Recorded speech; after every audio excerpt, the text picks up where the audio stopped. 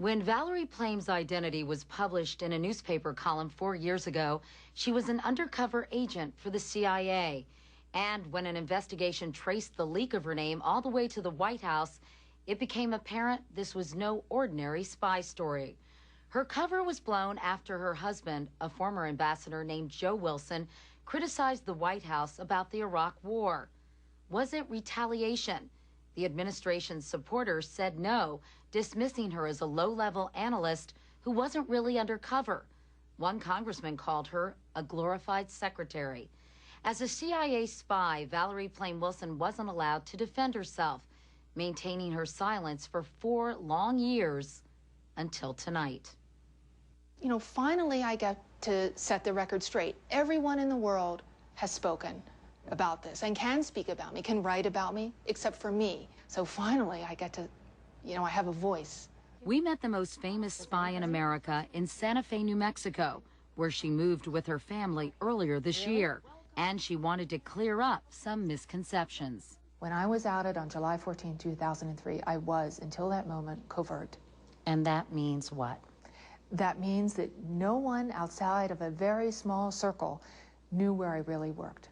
She believes her identity was leaked in a newspaper because her husband, who had gone on a fact-finding mission for the CIA before the Iraq War, publicly accused the president and others of lying to justify the invasion. We understood that he would be criticized deeply. I never once considered that, in fact, this administration would betray my identity as payback for his criticism. What went through your mind when you saw your name in print? Oh, it was horrifying, absolutely horrifying. Horrifying because Valerie Plame Wilson was no glorified secretary.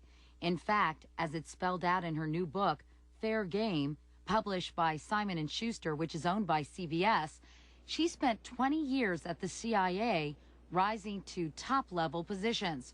Her assignments took her all over the world, where she gathered information, recruited spies, and worked for many years deep undercover. In 1998, she was working at headquarters, spying for the newest CIA division, counter-proliferation. And our mission was to make sure that that the bad guys basically did not get nuclear weapons.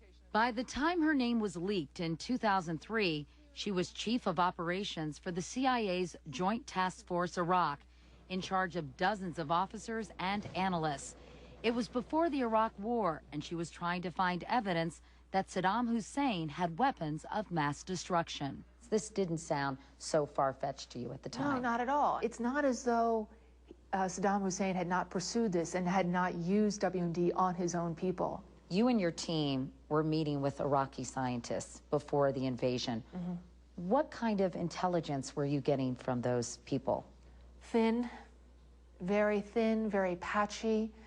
Could it be you just weren't getting enough intelligence at the time? Exactly, that was the horror. You didn't know if maybe if you just found the right scientist, if you just got to the right person, he would be able to give you the plans or give you, really critical stuff that would help put all these pieces together. One of those pieces was of particular interest to the vice president's office. An intelligence report saying Iraq was buying 500 tons of uranium ore, which can be used to build nuclear weapons, from the African nation of Niger, a report that later turned out to be based on forged documents.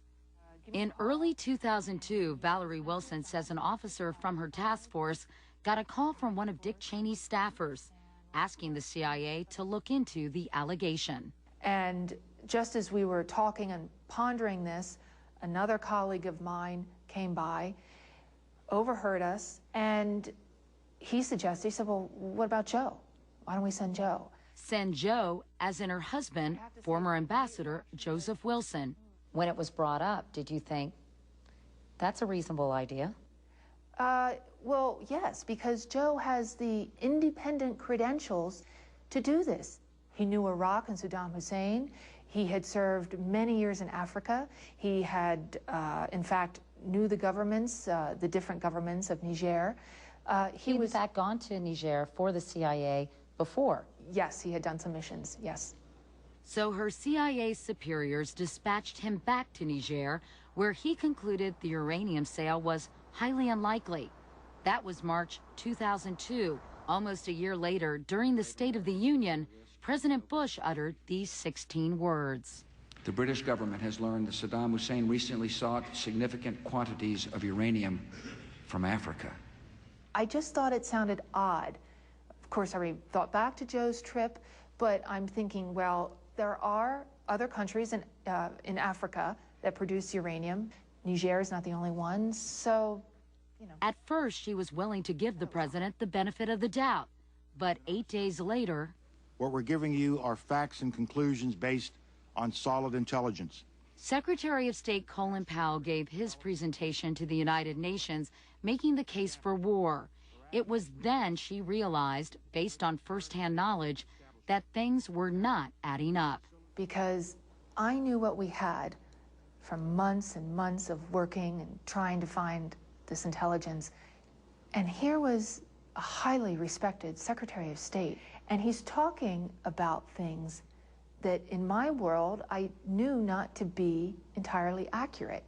Well, I think it was for me the first time that I stepped back a little bit from the operational weeds and said, what is going on here? Because it was clear we were going to war, and I thought it was a very thin case.